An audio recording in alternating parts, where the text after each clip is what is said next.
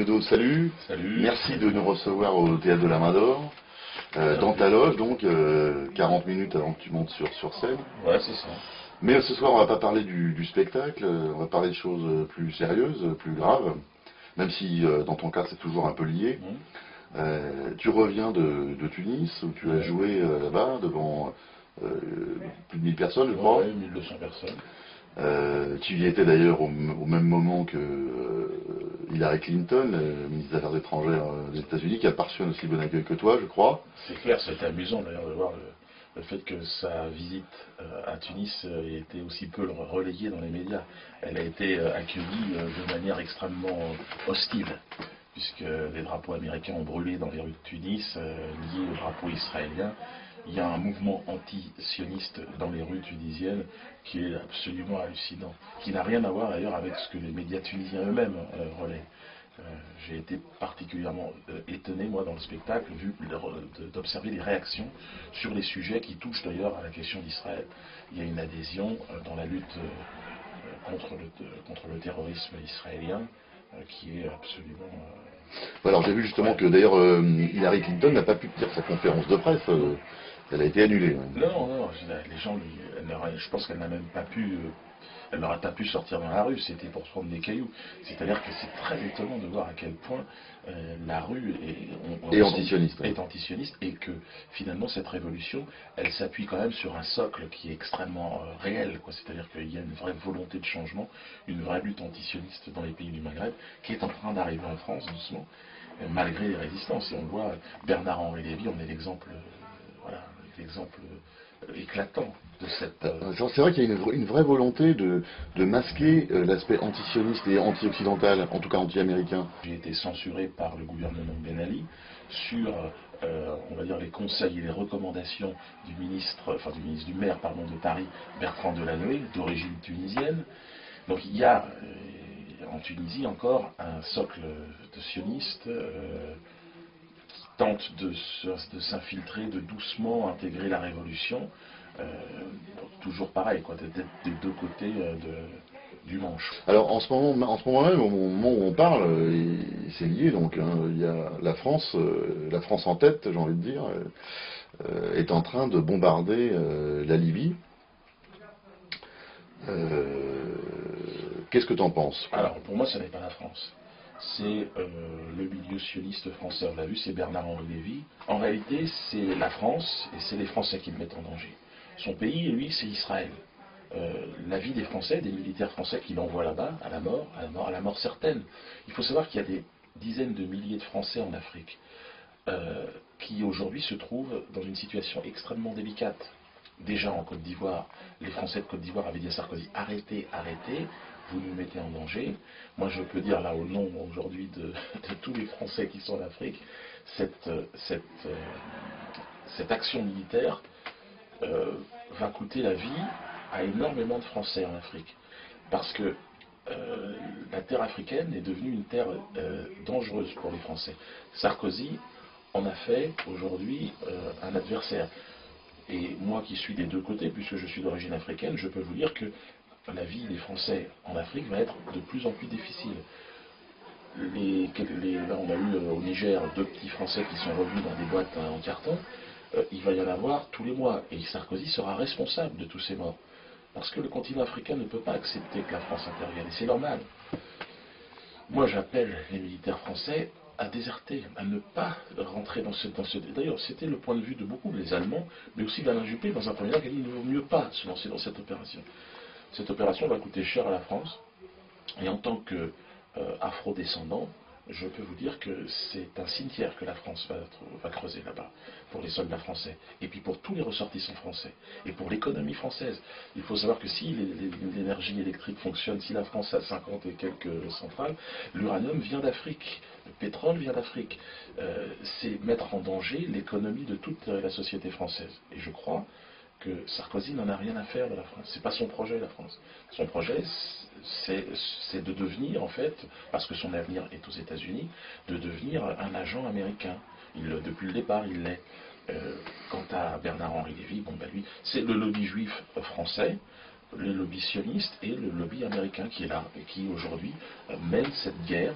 Alors d'après toi, quels peuvent être les, les objectifs parce qu'il y a beaucoup de révolutions en cours, ou de révoltes en tout cas, dont on espère qu'elles vont devenir des révolutions dans le monde arabe. En Libye, il s'agirait plutôt d'une guerre civile en réalité que d'une véritable révolte. Mais il y a des révoltes en Arabie Saoudite, il y a des révoltes à Bahreïn. Quels peuvent être, selon toi, les objectifs de l'OTAN, appelons-les comme ça, dans le cadre de cette intervention? Moi, je pense que, voilà, tu l'as pointé du doigt, bon, les aberrations de cette action militaire. Parce qu'on s'aperçoit que les Nations Unies sont en train de perdre de tout crédit, bon, ils n'en avaient déjà plus du tout. La France, n'en parlons pas, qui devient le chien de garde maintenant des intérêts américano-sionistes. Là où normalement les Nations Unies devraient intervenir, Bahreïn, en Arabie Saoudite, personne ne bouge évidemment, puisque ce sont des pays qui sont alliés évidemment au sionisme. Ils représentent la honte du monde musulman, la collaboration à l'extrême. D'ailleurs, c'est un pays qui bouge, l'Arabie Saoudite. Et je pense que de toute façon, ce vent de révolte, il est inévitable, il va toucher ce pays en premier lieu, parce que c'est le pays du chaos de toutes les valeurs morales même de l'islam. Donc, c'est tellement, la lecture des événements est tellement évidente, c'est-à-dire entre Bernard-Henri Lévy, le duo Lévy-Sarkozy, et ce qui se passe au Bahreïn aujourd'hui, dans toute impunité, l'armée saoudienne tire aujourd'hui sur le peuple, et là personne ne réagit, alors qu'en Libye, on est dans un autre contexte. Il faut savoir que Muammar Kadhafi, même si effectivement les médias ont réussi à le diaboliser, il est quand même vu comme un roi africain, c'est-à-dire que c'est quand même lui qui a aidé Nelson Mandela pendant ces 27 années de prison. Quand Nelson Mandela sort de prison, il va remercier Muammar Kadhafi, parce que c'est grâce à Muammar Kadhafi que l'ANC va vivre, que finalement le mouvement de révolte noir africain va pouvoir se mettre en place. Muammar Kadhafi est une figure africaine importante. C'est pour ça que je dis, pour moi, Muammar Kadhafi est une personne bien plus honnête, de toute façon, que Nicolas Sarkozy ou que Bernard-Henri Lévy. Donc et je pense que le Français doit le comprendre aussi, le Français même de souche, il doit comprendre que son intérêt n'est pas d'aller faire cette guerre. C'est-à-dire, imaginez que le sionisme attaque la France, il serait logique que la France se défende. L'Afrique va se défendre, et il faudra soutenir les Africains dans cette agression. C'est pour ça que l'armée française doit reculer, parce que ce sont des Français qui vont mourir un peu partout dans le monde, et des innocents, comme toujours, parce que la France va tuer des innocents. Et c'est ça qui est terrible, c'est que suivre Sarkozy, j'ai bien compris que Sarkozy, c'est la fuite dans une sorte de fuite en avant. La guerre est certainement une solution politique pour rebondir et puis pour amorcer dans une situation peut-être plus confortable les échéances de 2012. Qu'est-ce que tu souhaiterais voir les citoyens faire? Est-ce que tu as l'intention de prendre des initiatives? Oui, moi je pense qu'il faudra à un moment donné se mobiliser contre cette guerre. Donc je pense que dès la semaine prochaine, il y a des initiatives qui sont en train de se mettre en place. Et puis pourquoi pas, effectivement, alors là ça me paraît un peu prématuré, mais déjà partir en Libye.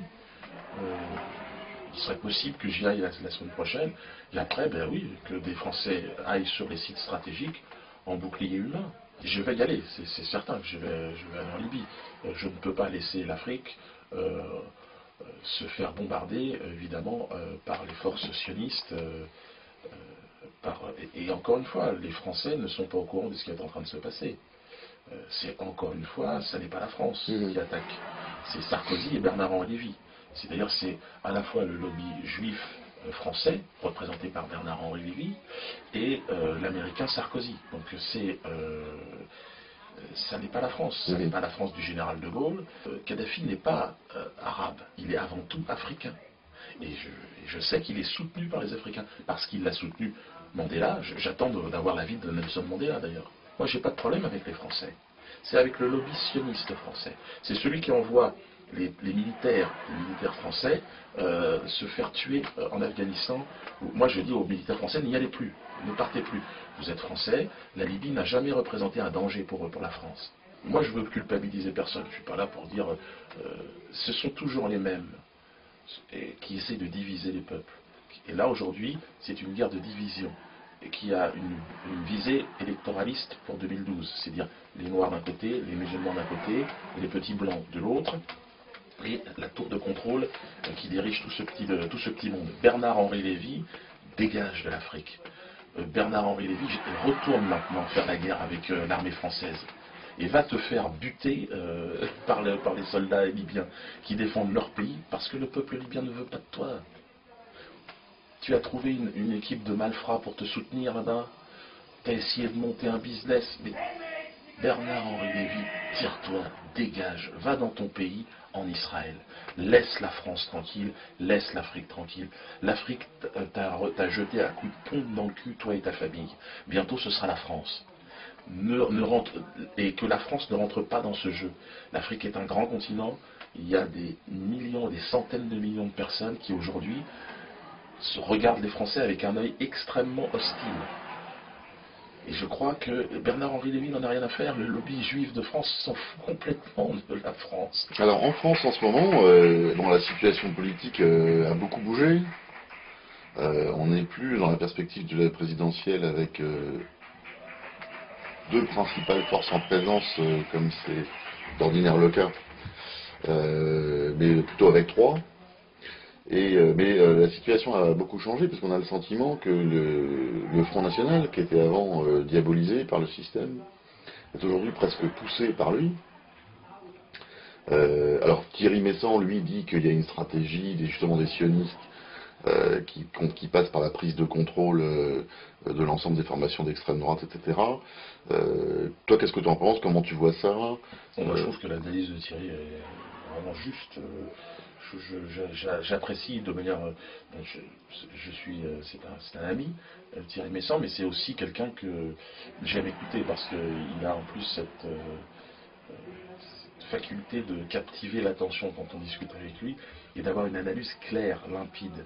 Et sur cette question-là, bon, je partage complètement son analyse et je trouve qu'elle manque d'ailleurs au débat. Évidemment. Même Medialib va l'interviewer bientôt. Ah ouais. Mais tout a changé, tout a évolué. En fait, on est passé de l'antiracisme au racisme. SOS Racisme peut exister, en fait. C'est le sens qui change. C'est le racisme qui est devenu une priorité aujourd'hui. Donc, parce qu'Israël est un État raciste et que, voilà, le racisme maintenant, c'est de dire, bon, il y a dans la société des populations dominantes et des populations dominées. L'extrême droite, est récupérée par le sionisme, parce que bon, le sionisme en a besoin aujourd'hui. Mais par contre, le sionisme n'a pas besoin des anciens leaders d'extrême droite. Il faut en fabriquer. Il y a aussi la diabolisation de l'islam, qui a pris des proportions vertigineuses, qui va bientôt dépasser le catholicisme en matière. Donc tout ça peut avoir des effets dramatiques sur la société. Comment tu vois ça? Quelle réponse y apporter? Comment tu juges les uns et les autres quant à leur responsabilité, etc.